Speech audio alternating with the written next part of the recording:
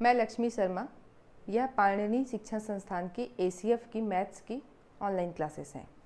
जैसे कि हम मैथ्स की क्लास पहले शुरू कर चुके हैं। हमने कहाँ से शुरुआत किया? प्रतिशत से किया है। यह हमारी प्रतिशत पे तीसरी क्लास होगी।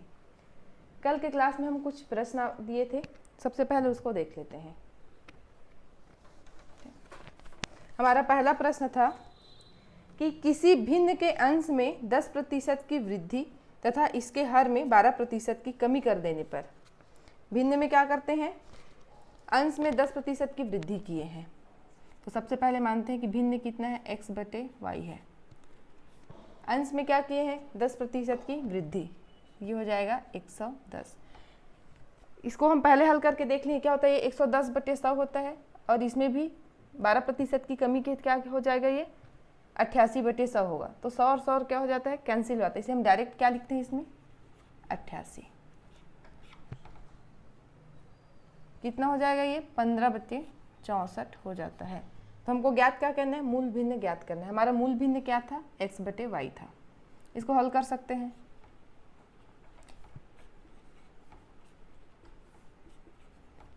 तो हमारा हो जाएगा x/y बराबर 15/64 गुणित 4/5।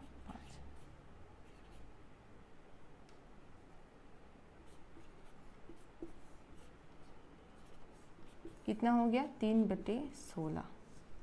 तो हमारा जो मूल भिन्न था वो क्या था? 3/16। ठीक हो गया। ये बना लिए होंगे आप लोग इसको। अगला क्वेश्चन हमारा था कि किसी संख्या के 60% में 60 जोड़ने पर वह संख्या ज्ञात हो जाती है। प्रश्न को ध्यान से देखिए। बोल रहा है कि यदि किसी संख्या के 60% में 60 जोड़ते हैं तो क्या होता है? हमको वही संख्या प्राप्त हो जाती है। हम मान लेते हैं वो संख्या क्या है? x है। क्या करना है? इसके 60% में कितना जोड़ना है? 60 जोड़ना है। तो हमको क्या प्राप्त हो जाती है? वही संख्या। वही संख्या मतलब क्या? x प्राप्त हो जाता है।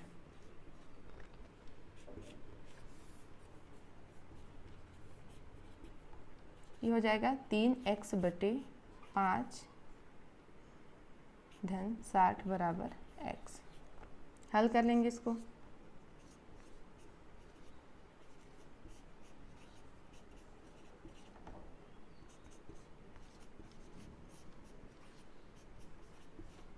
कितना हो जाएगा? ये x बराबर हो जाएगा हमारा 60 गुणित 5/2 बराबर 150। मतलब यदि 150 के 60% में 60 जोड़ेंगे तो हमको कितना प्राप्त हो जाएगा? 150 प्राप्त हो जाएगा। क्रॉस चेक कर सकते हैं ऐसे क्वेश्चन को हम। अगला प्रश्न था हमारा कि सीता की आय गीता की आय से कितना है? 30% कम है। तो बताइए गीता की आय सीता की आय से कितने प्रतिशत अधिक है? इस प्रकार का प्रश्न कल हम किए हैं। इसके लिए हम क्या देखे थे? हम सीधे देखे थे डायरेक्ट हमको कैसे बनाना है, और यदि वो नहीं बनता है तो क्या करना है? इसको हल करके भी हम बना सकते हैं। ठीक, हम डायरेक्ट देखेंगे। क्या बोल रहे हैं? सीता की आय गीता की आय से 30% कम है। क्या था? 100 गुणित कमी प्रतिशत और 100 ऋण कमी प्रतिशत, यही था।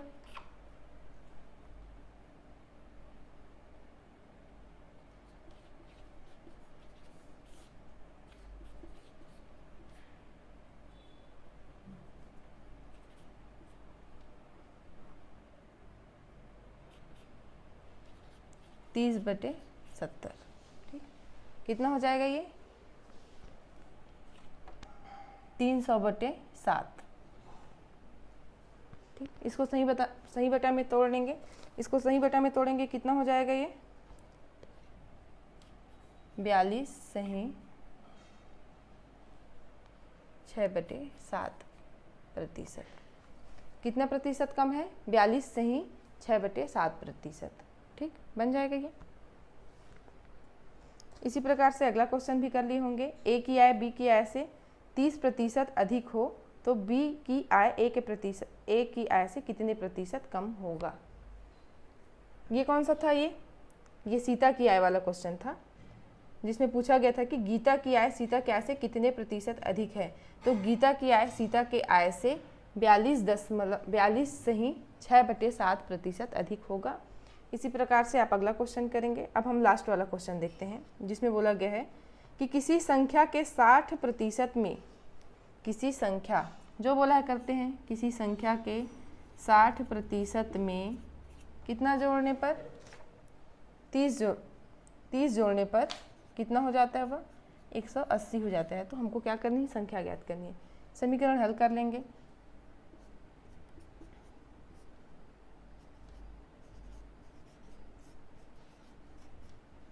एक 180 ऋण 30,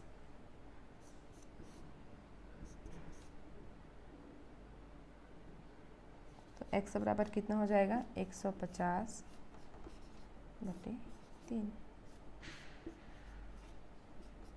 तो 250। इसका मतलब है कि 250 के 60% में यदि हम 30 जोड़ेंगे तो कितना हो जाएगा, 180 हो जाएगा। ठीक, इस प्रकार के क्वेश्चन हम कल कर चुके थे। आज हम कुछ नया देखेंगे।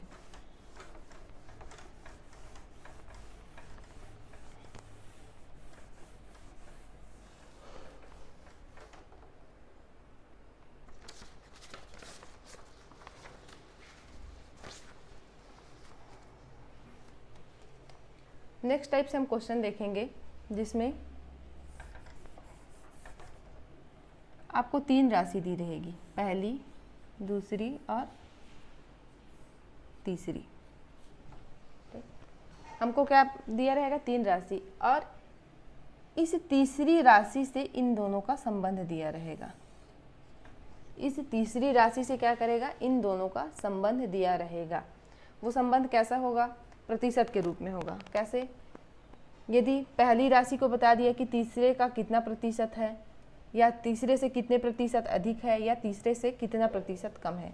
इसी प्रकार से दूसरे राशि को देगा कि वह तीसरी राशि से कितना प्रतिशत है, या उससे कितना प्रतिशत अधिक है, या उससे कितना प्रतिशत कम है। ठीक, तो इस प्रकार के प्रश्न को कैसे हल करेंगे, इसको हम सीधे एग्जाम्पल के थ्रू समझते हैं। इससे 3 प्रकार के बनेंगे। जैसे यदि दे दिया है कि 2 राशियां, यदि 2 राशियां तीसरी राशि से क्रमशः x% और y% बड़ी हैं। क्या दे दिया है कि यदि 2 राशि x और y, यदि 2 राशि तीसरी राशि से x% y% बड़ी है, तो पहली राशि दूसरी राशि का कितना प्रतिशत होगा। तो पहली राशि दूसरी राशि का कितना प्रतिशत होगा। ठीक,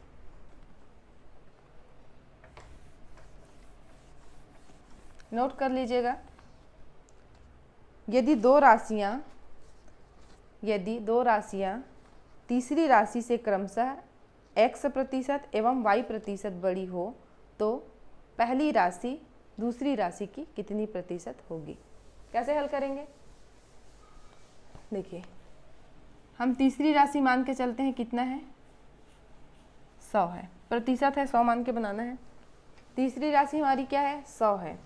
तो अब बोला है कि जो पहली राशि है वो क्या है, पहली राशि क्या है, तीसरी राशि से x% बड़ी है, तीसरी राशि से x% बड़ी है, तो यह कितना हो जाएगा, 100 धन x। और दूसरी राशि क्या है, दूसरी राशि क्या है, तीसरी राशि से y बड़ी है, तो यह कितना हो जाएगा, y। ठीक, अब अगला लाइन पूछा है, तो पहली राशि दूसरी राशि का कितना प्रतिशत है। मतलब ये पूछा है कि पहली राशि दूसरी राशि का कितना प्रतिशत है। इससे बहुत सारे क्वेश्चन बन सकते हैं। जैसे यहाँ पे पूछा है कि पहली राशि दूसरी राशि का कितना प्रतिशत है, या पूछ सकता है कि पहली राशि दूसरी राशि से कितने प्रतिशत बड़ा या छोटा है, ये भी पूछ सकता है। इसके अलावा पूछ सकता है कि दूसरी राशि पहले राशि का कितना प्रतिशत है। इसको जमा लेंगे ऐसे, और जो भी पूछेगा हमको उसी हिसाब से क्वेश्चन करना है। जैसे पहला पूछा है कि पहली राशि दूसरी राशि का कितना प्रतिशत है, तो कैसे करेंगे, किससे पूछा है? दूसरी राशि का। दूसरी राशि कितना है? 100 + y, तो 100 + y नीचे आ गया। किससे पूछा है? पहली राशि का। पहली राशि, तो क्या करेंगे? पहली राशि को अंश में लेंगे, गुणित 100। तो इस प्रकार के प्रश्न कैसे बनेंगे? इसको हम डायरेक्ट याद रख सकते हैं।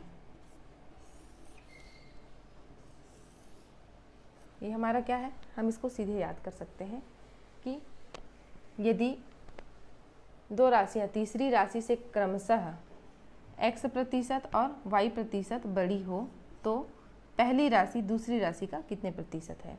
दूसरी राशि पहली राशि का कितने प्रतिशत है? तब क्या हो जाएगा? 100 धन x नीचे आ जाएगा और 100 धन y ऊपर चला जाएगा। ठीक, बन जाएंगे ऐसे प्रश्न। इसमें कुछ प्रश्न करके देख लेते हैं।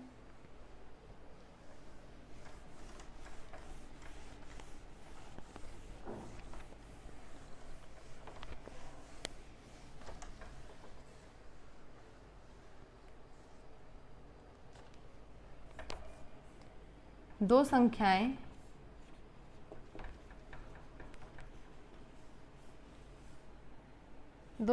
क्या है? तीसरी संख्या से क्रमशः 20% और 50% बड़ी है। दो संख्याएं क्या है? तीसरी संख्या से क्रमशः 20% और 50% बड़ी है। तो पहली संख्या दूसरी संख्या का कितना प्रतिशत है? निकाल सकते हैं। डायरेक्ट फार्मूला से भी कर सकते हैं, और यदि फार्मूला याद नहीं है तो हम क्या कर सकते हैं? इसको हल कर सकते हैं। तीसरी राशि हम मान के चलते हैं कितना है? 100 है। तो पहली राशि कितनी हो जाएगी हमारी? पहली राशि कितनी हो जाएगी? 120 हो जाएगी। और दूसरी राशि कितनी हो जाएगी? 150 हो जाएगी। अब देख सकते हैं अब क्या बोल रहा है कि पहली राशि मतलब 120 150 का कितना प्रतिशत है? जो हम फर्स्ट और सेकंड क्लास में देखे हैं कि एक्स वाई का कितना प्रतिशत है, एक्स वाई से कितना प्रतिशत बड़ा है, एक्स वाई से कितना प्रतिशत छोटा है, इसको बहुत अच्छे से करेंगे। यदि ये बनता है तो ये सारे प्रश्न आगे हल हो जाएंगे। ठीक, अब क्या बोला है? 120 150 का कितना प्रतिशत है? तो अब हम इसको कर सकते हैं सीधे। किससे पूछा है? 150। 150 आगे हमारा हर में 120 गुणित 100। ठीक, इसको हल कर सकते हैं। इसी प्रकार से यदि इसको हम डायरेक्ट क्या करते? सीधे बनाना होता है तो क्या था हमारा? 100 धन वृद्धि जितने की हुई 20 की बटे 100 धन 50 गुणित 100। यही आ गया। चाहे इसको हम करें या यहाँ से बनाएं। यदि ये नहीं है याद है तो हम डायरेक्ट यहाँ से हल कर सकते हैं। ठीक,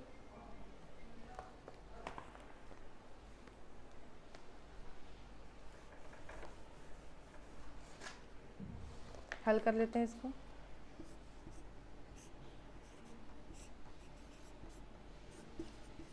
कितना है ये? 80%। 120 150 का 80% है। इसी में यदि पूछता, क्वेश्चन सेम रहता, सिर्फ नीचे का लाइन चेंज कर देता कि पहली राशि दूसरे राशि से कितने प्रतिशत बड़ी या छोटी है, तब कैसे हल करते? यहाँ तक हल करते, उसके बाद हमको दिख जाता क्या है कि पहली राशि 120 है, दूसरी राशि कितना है? 150 है। मतलब क्या है? पहली राशि दूसरी राशि से छोटा है। तो हमको क्या निकालना है? कितना प्रतिशत छोटा है। प्रश्न ऐसे चेंज कर सकता है जिसमें क्या पूछ देगा कि पहली राशि दूसरी राशि से कितना प्रतिशत बड़ा या छोटा है। यहाँ तक हल करने के बाद हमको दिखेगा कि क्या है? पहली राशि बड़ी है, छोटी है। तो हमको क्या निकालना पड़ेगा कि कितना प्रतिशत छोटा है। तो सबसे पहले क्या करते हैं? अंतर देखेंगे। 150 ऋण 120 कितने का अंतर है? 30 का अंतर है। अब इसको देखना है कि 30 जो है 150 का कितना प्रतिशत है। 150 क्या हो जाएगा? नीचे आ जाएगा 30 गुणित 100।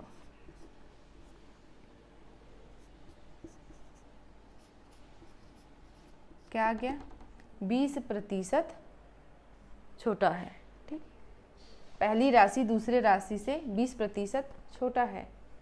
या पूछ सकता है कि दूसरी राशि पहली राशि से कितना प्रतिशत बड़ा है। जो भी पूछेगा हमको लास्ट में जो पूछा उसको ध्यान से पढ़ना है और जो बोलेगा हमको वही निकालना रहेगा। ठीक,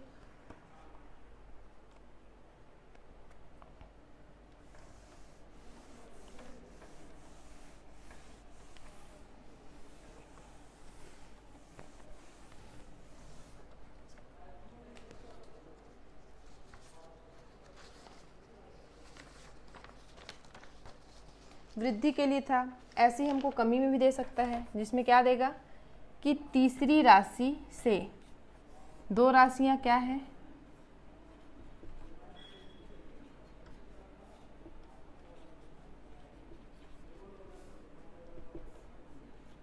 x% y% कम है, ऐसा दे सकता है। इससे पहले हम क्या देखे थे कि तीसरी राशियां से क्या थी, दो राशियां x% और y% बड़ी थी, इसमें कम है, तब कैसे करेंगे। प्रोसेस वही है, तीसरी राशि कितनी है 100 है, तो पहली कितनी हो जाएगी 100 ऋण x हो जाएगी, दूसरी कितनी हो जाएगी 100 ऋण y हो जाएगी। ठीक, अब उसके बाद जो भी पूछे, हमारी तीनों राशि आ गई, हमारे पास पहली और दूसरी राशि है। यदि पूछता है कि पहली राशि दूसरी राशि का कितना प्रतिशत है, तब क्या हो जाएगा। यदि पूछा कि पहली राशि दूसरी राशि का कितना प्रतिशत है, ऐसे करेंगे। दूसरी राशि का, दूसरी राशि कितनी है 100 ऋण y, पहली राशि कितनी है हमारी 100 ऋण x गुणित 100। ये सीधे हो गया क्या, जब पूछेगा कि पहली राशि दूसरी राशि का कितना प्रतिशत है, तब हम डायरेक्ट ऐसे हल करेंगे। यदि पूछ दिया कि पहली राशि दूसरी राशि से कितने प्रतिशत बड़ी या छोटी है, ठीक, इसमें क्या करेंगे हम, इसको हम जैसे पहले हल किए थे, पहली राशि और दूसरी राशि निकालेंगे, उससे हमको समझ में आ जाएगा कि छोटी है या बड़ी है, उसको फिर क्या करेंगे हम प्रतिशत में बदल देंगे। ठीक,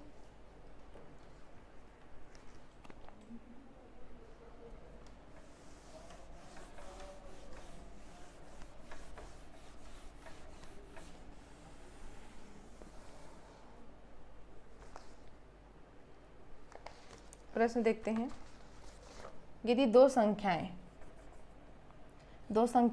तीसरी राशि से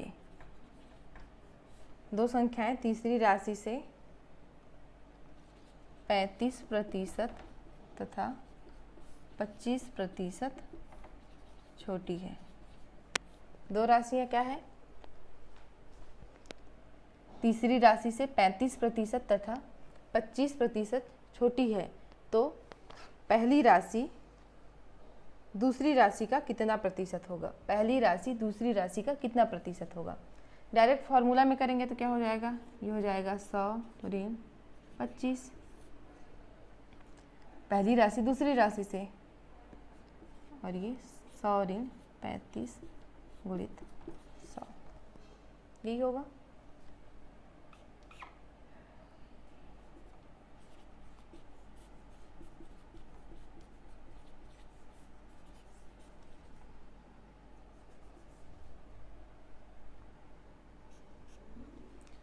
जैसे ये आया 65 गुणित 4/3, ये आया।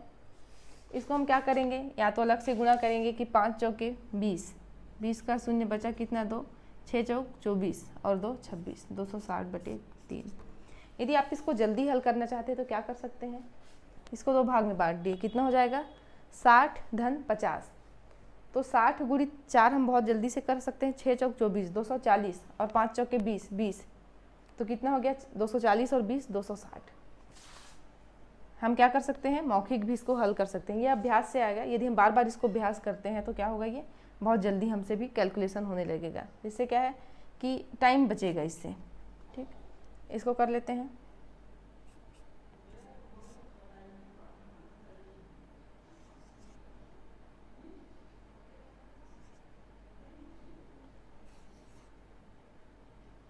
छियासी से ही 2/3%। तो क्या है, पहली राशि दूसरी राशि का 86 से ही 2/3% होगा। ठीक, बन जाएंगे ऐसे क्वेश्चन। इस प्रश्न में क्या करता है कि तीसरी राशि जो है, तीसरी राशि से हमको दो राशियों का संबंध दिया है कि पहली राशि दूसरी राशि दिया है जो तीसरी राशि से इतना प्रतिशत बड़ा या इतना प्रतिशत छोटा जो भी देगा, हमको क्या करना है, तीसरी राशि को 100 मान के बनाना है। उसके बाद लास्ट में पूछेगा पहली राशि दूसरी राशि का कितना प्रतिशत है, या दूसरी राशि पहली राशि का कितना प्रतिशत है, या पहली राशि दूसरी राशि से कितना प्रतिशत बड़ा या छोटा है, या दूसरी राशि पहले राशि से कितना प्रतिशत बड़ा या छोटा है। इससे 4-5 प्रकार के प्रश्न ऐसे ही बन जाते हैं। कुछ नहीं करना है, फॉर्मूला नहीं याद है तो सीधे सीधे तीसरी राशि को 100 मान के बनाना है। तीसरी राशि 100 यदि हम मान लिए तो पहली राशि निकल जाएगी, दूसरी राशि निकल जाएगी। पहली राशि और दूसरी राशि निकल गई तो हम आगे बना सकते हैं। यदि डायरेक्ट पूछता है कि पहली राशि दूसरी राशि का कितना प्रतिशत है तो भी बन जाएगा। पहली राशि दूसरी राशि से कितना प्रतिशत बड़ा या छोटा है पूछेगा तो दोनों राशियाँ निकलने के बाद हम देख लेंगे कि बड़ी है या छोटी है। बड़ी है तो उसको जितनी भी राशि बड़ी है उसको प्रतिशत में बदल देना है। यदि छोटी है, कितनी छोटी है देख के उसको भी प्रतिशत में बदल देना है। ठीक, बन जाएंगे इस प्रकार के प्रश्न। आगे देखते हैं प्रतिशत से और किस प्रकार के क्वेश्चन आते हैं। इससे एक प्रश्न आता है, अगला क्वेश्चन देखते हैं, जैसे कि किसी राशि में क्या करते हैं, पहले x% की वृद्धि करते हैं। कोई भी राशि दी है उसमें हम सबसे पहले क्या किए हैं, x% की वृद्धि करते हैं। उसके बाद x% की वृद्धि करने के बाद क्या करते हैं, पुनः x% की कमी कर देते हैं। पहले क्या किए हैं, x% की वृद्धि किए हैं, उसके बाद हम क्या किए हैं, x% की कमी किए हैं। तो हमको ये देखना है कि कुल मिलाकर इसके मान में क्या परिवर्तन आया। यदि किसी राशि में सबसे पहले हम क्या करते हैं, x% की वृद्धि, मतलब जितने प्रतिशत की वृद्धि करेंगे अगले में उतनी ही प्रतिशत की कमी करते हैं। तो इन सब में कुल मिलाकर उसकी जो मूल राशि थी उसमें क्या परिवर्तन आया। तो इसमें क्या होता है, जब हम उतने ही प्रतिशत की वृद्धि और उतने ही प्रतिशत की कमी करते हैं तो सदैव इसमें क्या होता है, मूल राशि से हमको कम राशि मिलती है।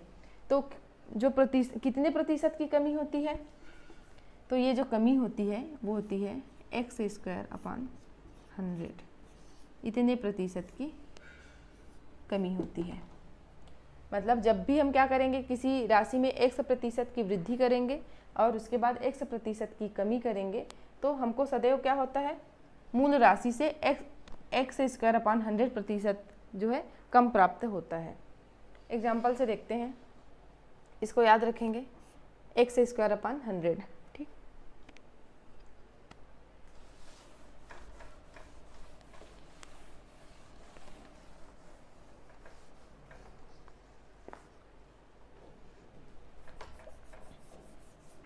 जैसे किसी के वेतन में सबसे पहले क्या करते हैं, 20% की वृद्धि। किसी श्रमिक के वेतन में क्या करते हैं, 20% की वृद्धि करते हैं, तथा बाद में क्या करते हैं, बाद में क्या किए, 20% की कमी किए। सबसे पहले क्या किए, हम 20% की वृद्धि किए तथा उसके बाद 20% की कमी किए हैं। तो हमको ये देखना है कि उसके प्रारंभिक मान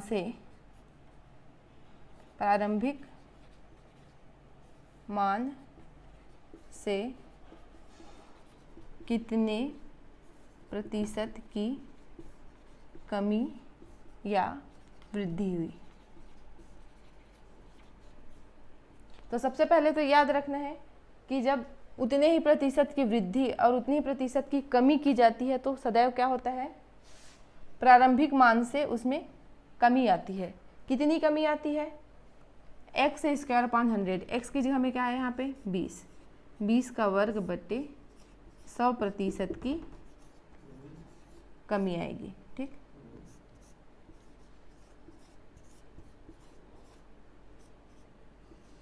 मतलब 4% की कमी आई। बन जाएंगे इस प्रकार के प्रश्न। ऐसे प्रश्न पूछे जाते हैं जिसमें क्या करते हैं, जितने की वृद्धि और उतने की हम क्या करेंगे, कमी करते हैं। इसको भी यदि हम हल करके देखें कैसे आता है, ये आप देख सकते हैं। ये तो हम डायरेक्ट कर लिए हैं, क्या, 20 का वर्ग बटे 100।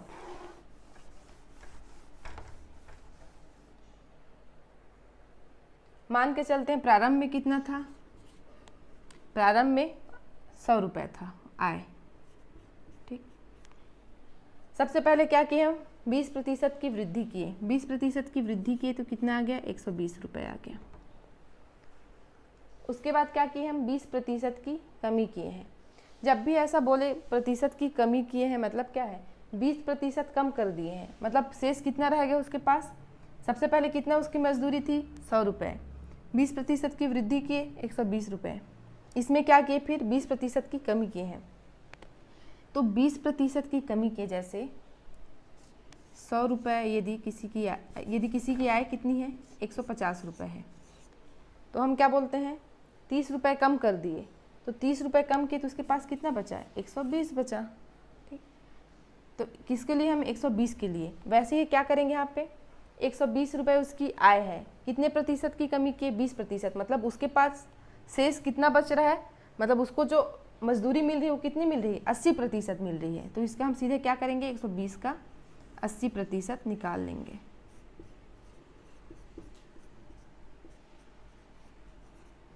दिख रहा है ये, 100 रुपये उसका क्या था, प्रारंभिक आय था। 20% की वृद्धि किए, कितना हो गया, 120 रुपये।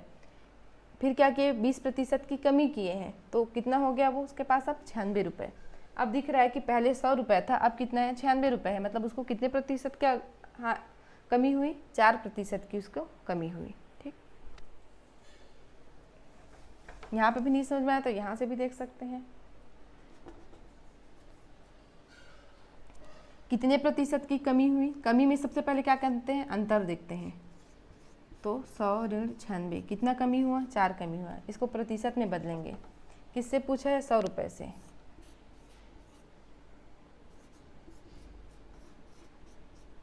चार प्रतिशत की कमी, इतना करने की ज़रूरत नहीं है, सीधे याद रखेंगे कि x का वर्ग अपान 100, मतलब जितने की वृद्धि या कमी होती है उसका वर्ग बटे 100। तो सीधे सीधे यहाँ पे आंसर आ जाएगा।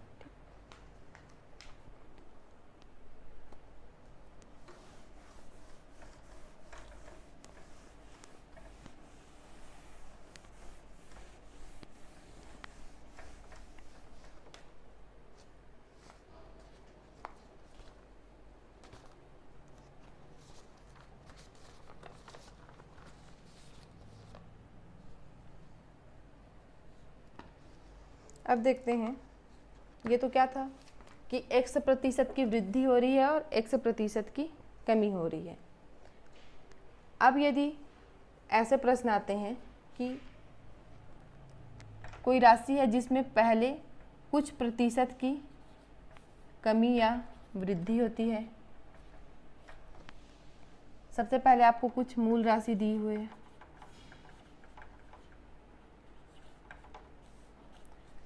सबसे पहले क्या किया, आपको कुछ मूल राशि दिया है, उसके बाद बोलता है कि उसमें कुछ कमी या वृद्धि होती है, चाहे वो कमी दे या वृद्धि दे। उसके बाद नेक्स्ट स्टेप में फिर बोलता है कि कमी या वृद्धि होता है। क्वेश्चन का फॉर्मेट है, वो कुछ भी दे सकता है। मूल राशि है, उसमें इतने प्रतिशत की कमी होती है, उसमें इतने प्रतिशत की वृद्धि होती है, या तो मूल राशि कुछ दिया है, इतने प्रतिशत की वृद्धि होती है, इतने प्रतिशत की कमी होता है। वो कुछ भी ऐसा अगर प्रश्न आए तो उसको कैसे हल करना है। तो कुल मिलाकर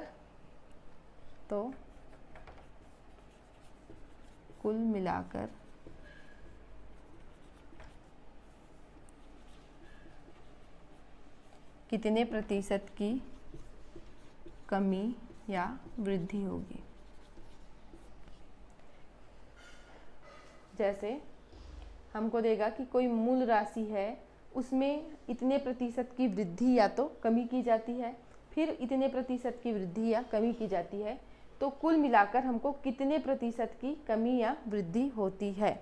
इस प्रकार के जब भी प्रश्न आएंगे, इसको हल करने का क्या तरीका है, सबसे पहले जो भी कमी या वृद्धि दी रहेगी, कमी या वृद्धि, प्रतिशत जो दिया रहेगा वो, प्लस अगले स्टेप में फिर से कुछ दिया रहेगा, कमी या वृद्धि प्रतिशत, प्लस कमी प्रतिशत गुणित वृद्धि प्रतिशत बटे 100।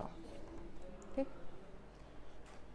इसको याद रखेंगे क्योंकि इसको अगर एक एक लाइन बनाएंगे बहुत टाइम लगता है। हमको सीधे ये फॉर्मूला याद रखना है कि जो भी कमी या वृद्धि प्रतिशत दिया रहेगा प्लस जो भी कमी या वृद्धि प्रतिशत दिया रहेगा प्लस कमी प्रतिशत या वृद्धि प्रतिशत जो भी रहेगा गुणित पहले स्टेप में जो भी कमी या वृद्धि दिया रहेगा वो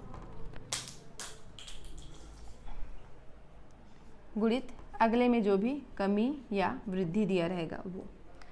बस इसमें एक चीज़ याद रखना है कि जब भी वृद्धि दिया रहेगा वहाँ पे हमको क्या लगाना है, धन चिन्ह लगाना है, और जब भी कमी दिया रहेगा वहाँ पे ऋण चिन्ह लगाना है।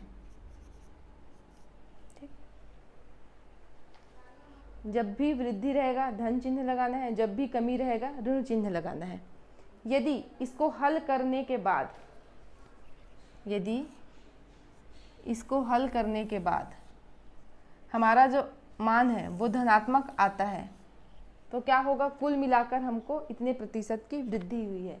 यदि इसको हल करने के बाद इसका मान ऋणात्मक आता है तो हम लिखेंगे कि कुल मिलाकर इतने प्रतिशत की कमी होगी। इसको नोट कर लीजिए, इससे बहुत सारे प्रश्न बनेंगे।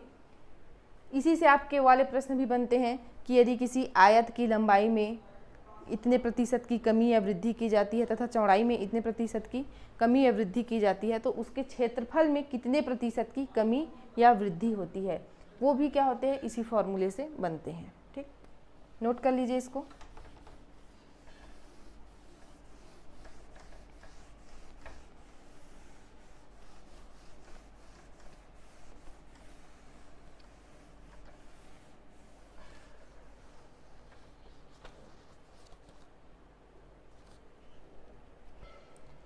प्रश्न देखते हैं।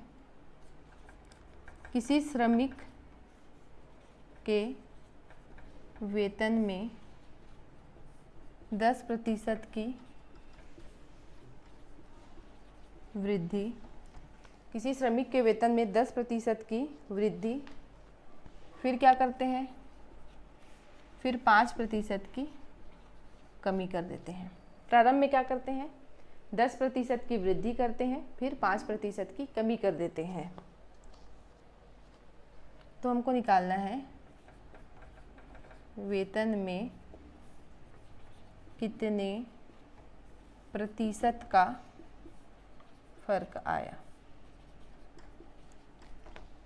उसका कुछ प्रारंभिक वेतन था, उस वेतन में हम क्या किए हैं, 10% की वृद्धि किए हैं, फिर क्या किए हैं, 5% की कमी किए हैं। तो वेतन में कितना फर्क आया निकाल लेते हैं इसको। सबसे पहले हम क्या बोले हैं, फॉर्मूला याद कीजिए। सबसे पहले हमको देखना है कि पहला लाइन क्या हो रहा है, 10% की वृद्धि हो रही है तो हमको 10 लिख लेना है। धन अगले में क्या हो रहा है, 5% की कमी, यहाँ पे क्या है, कमी है, इसलिए क्या करना है, ऋण चिन्ह लेना है। उसके बाद क्या करते हैं, पहला क्या है, 10% की वृद्धि है तो धनात्मक ले लेंगे। अगला क्या है, 5% की कमी, तो ये ऋणात्मक ले लेंगे बटे 100। इसको हल करके देखते हैं। ये क्या हो जाएगा, ये ऋण है तो ये ऋण हो जाएगा।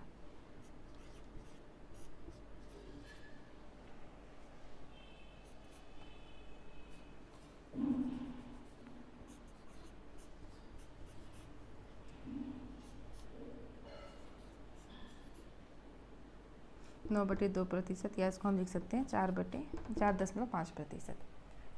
क्या है यहाँ पे मान, धनात्मक आया है। इसका मतलब है कि यदि हम श्रमिक के वेतन में 10% की वृद्धि किए हैं, फिर 5% की कमी की है, तो फाइनली उसके जो वेतन में है कितने प्रतिशत की वृद्धि हुई है, 4.5% की वृद्धि हुई है।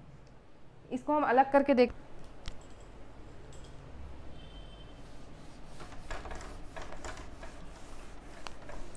यदि इसी में क्वेश्चन बदल दें थोड़ा सा कि प्रारंभ क्या किए हम, 10% की कमी किए हैं और फिर 5% की वृद्धि किए हैं।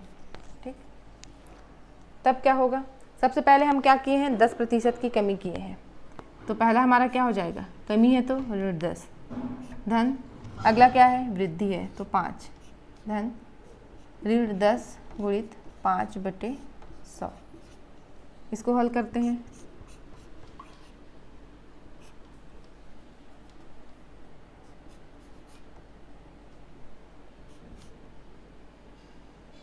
क्या हो जाएगा हमारा ऋण? 11/2।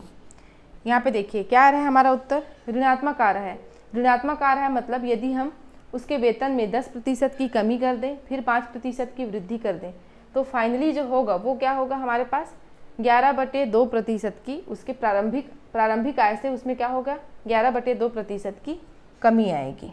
ठीक, बस मान रखते समय हमको देखना है क्या? चिन्ह हम सही लें, जहाँ पे वृद्धि हो वहाँ पे धनात्मक लेना है, जहाँ पे कमी हो वहाँ पे ऋणात्मक लेना है, और जो हमारा लास्ट का फाइनल आंसर आएगा उसको देखना है कि धनात्मक है ऋणात्मक है, क्योंकि ऑप्शन में वो दोनों देगा। यदि ये प्रश्न हमारा क्या होता है वहाँ पे रहता है तो ऑप्शन में हमको दोनों मिलता। ऋण 11/2% की कमी, 11/2% की वृद्धि, तो वहाँ पे हमको कंफ्यूज नहीं होना है। यदि ऋणात्मक मान आ रहा है तो हम क्या मानेंगे? 11/2% की कमी हुई है। यदि धनात्मक आता है तो क्या होगा? 11/2% की वृद्धि हुई है। ठीक,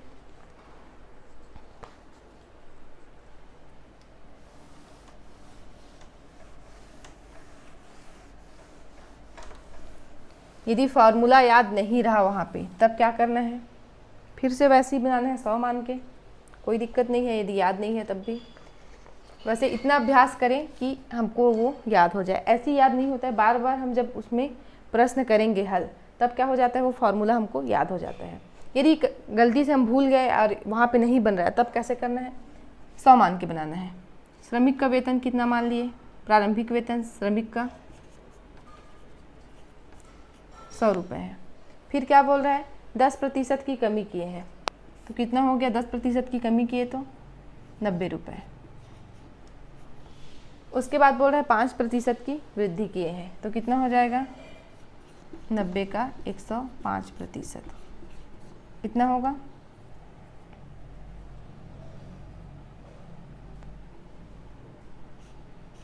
इसको हल कर लेंगे, कितना हो गया ये? 945।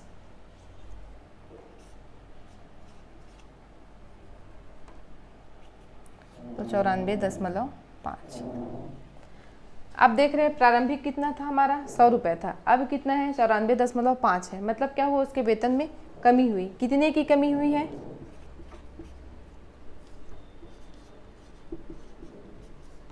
5.5 रुपये की कमी हुई है। इस 5.5 रुपये को क्या करना है? हमको प्रतिशत में बदलना है। किससे तुलना करना है? प्रारंभ से, 100 रुपये से।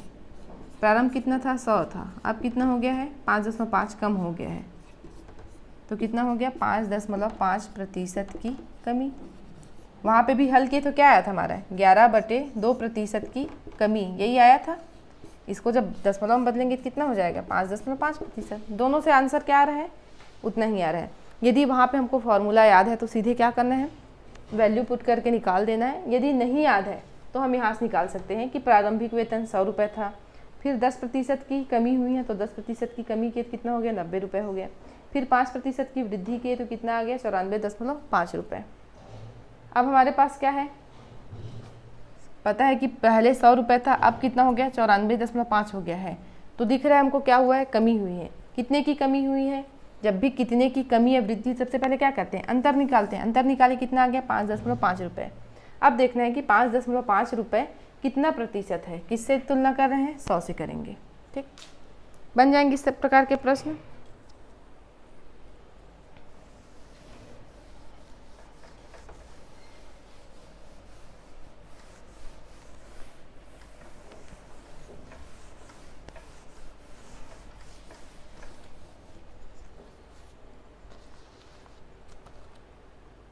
अगला क्वेश्चन देखते हैं कि एक दुकानदार क्या करता है? वस्तु का जो मूल कीमत है, वस्तु के मूल कीमत में क्या करता है, वस्तु का जो मूल कीमत है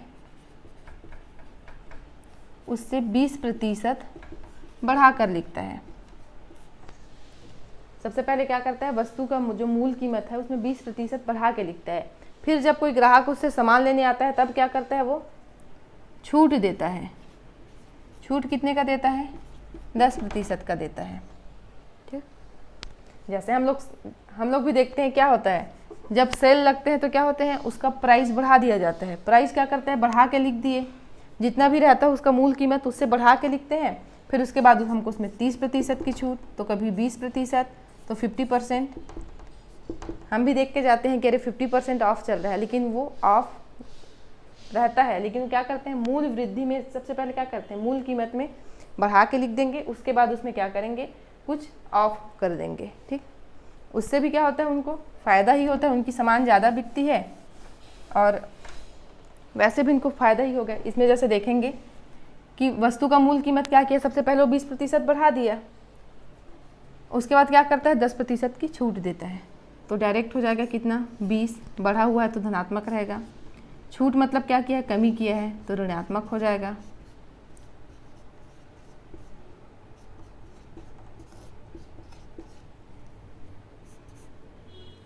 हल कर लेंगे इसको।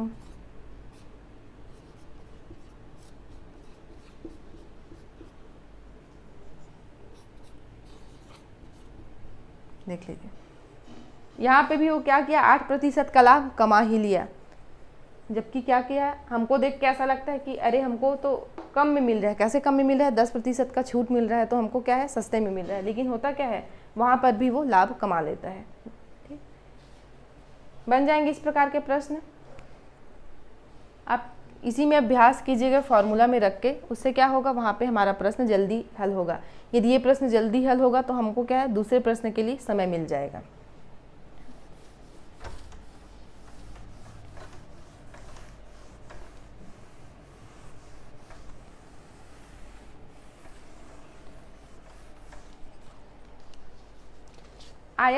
आयत के क्वेश्चन, वर्ग के क्वेश्चन जिसमें रहता है कि आयत के भुजा को 10% की कमी या 10% की वृद्धि कर दिया जाए लंबाई चौड़ाई में, या वर्ग के भुजाओं में 10%, 5% की वृद्धि कमी की जाए, वहाँ पे भी क्या करना है, यही फार्मूला लगाना है। जैसे एक प्रश्न देखते हैं कि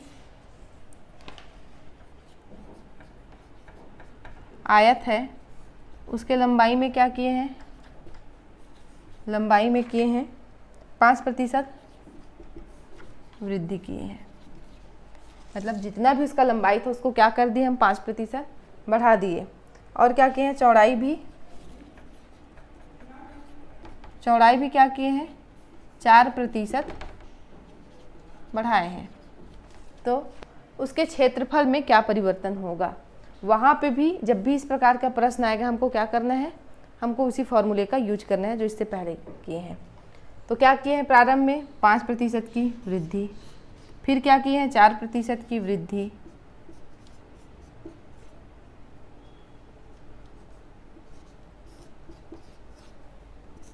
ये हमारा हो जाएगा